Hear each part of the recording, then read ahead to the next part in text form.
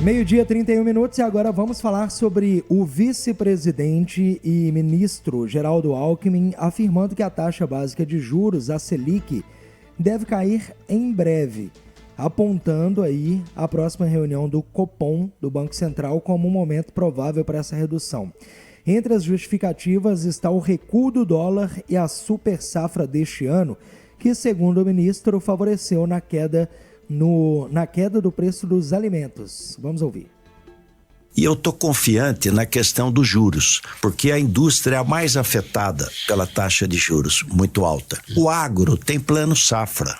Você tem, a indústria não tem plano safra. Acredito que vai começar a cair a taxa de juros, se não agora, na próxima. Por quê? O dólar que estava 6,30 veio para 5,30, 5,40. O aumento de preço de alimento, nós tivemos ano passado a maior seca das últimas décadas. O clima foi ótimo, super safra, 17% a mais. A inflação está em 4,4%, mas a inflação de alimento está em 2,5%. Caiu o preço de arroz, feijão, né, azeite. Então, inflação de comida menor, inflação caindo, dólar caiu, acredito que os juros devam cair. Os juros caindo, a economia ela floresce mais rápido.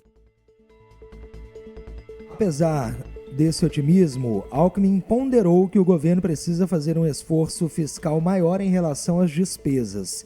Defendeu que o Brasil deve buscar o superávit para estancar o crescimento da dívida e, lembrando, essa reunião do Copom ocorre amanhã, quarta-feira, e essa declaração aconteceu em entrevista ao programa Reconversa, do jornalista Reinaldo Azevedo.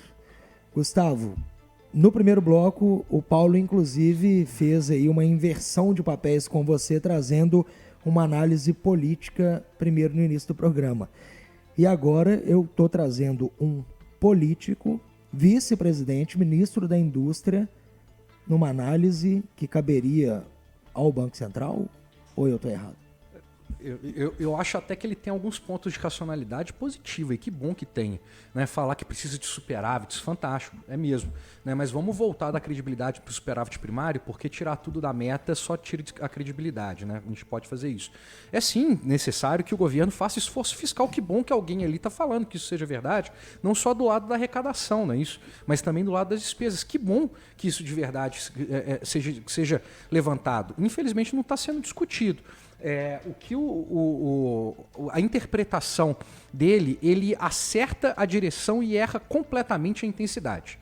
Né? Que é falar o seguinte: por que né, a gente criou-se alguma, né, tonalidade positiva de fato para que o corte de juros comece, né, não na próxima reunião, isso é impossível de acontecer, não digo impossível, mas a probabilidade é muito baixa, né, mas que se avente, né, para janeiro ao invés de março. Né, de fato, você teve uma ponderação gigante por conta da desinflação, e aí é verdade mesmo, deflação, que foi contratada em alimentação dentro do domicílio. E de fato aconteceu por duas coisas: porque o dólar caiu e porque o preço da commodity caiu. Né? Mas o porquê que essas duas coisas aconteceram, eu acho que ele também tinha que ter discutido.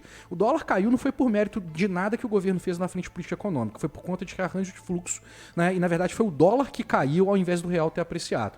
Né? E o preço das commodities caiu mundialmente falando. Né? E não só por conta da super safra brasileira, porque a gente não teve quebra de safra em vários outros lugares, não teve problema, né, de Laninha, de El Ninho, né? Você teve um caso, né, super importante, por exemplo, de estoques de milho, né, estoques de café e etc. Você teve outro impacto do que sobrou de várias coisas dessa, inclusive de carne, no começo por conta, né, do tarifaço e todas essas outras coisas. O diagnóstico está certo. O que desinflou, né, razoavelmente a inflação no curto prazo, né, foi de fato a alimentação dentro do domicílio.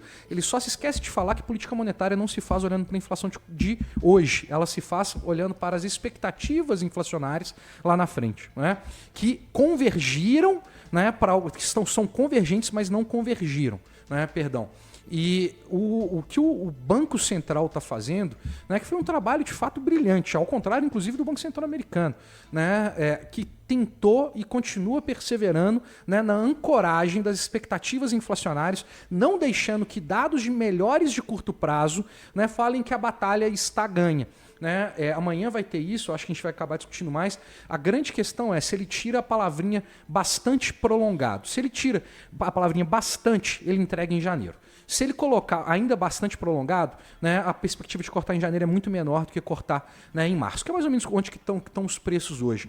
Né? Mas assim, tem mérito na fala do Alckmin. A gente tem que ser honesto e coerente e falar que tem sim. Né? Mas só que ele também tem que contar a história toda. Né? E eu volto nessa palavrinha que ele fala, né? Assim, a gente tem que voltar a gerar superávites. Vale um contexto histórico. Né?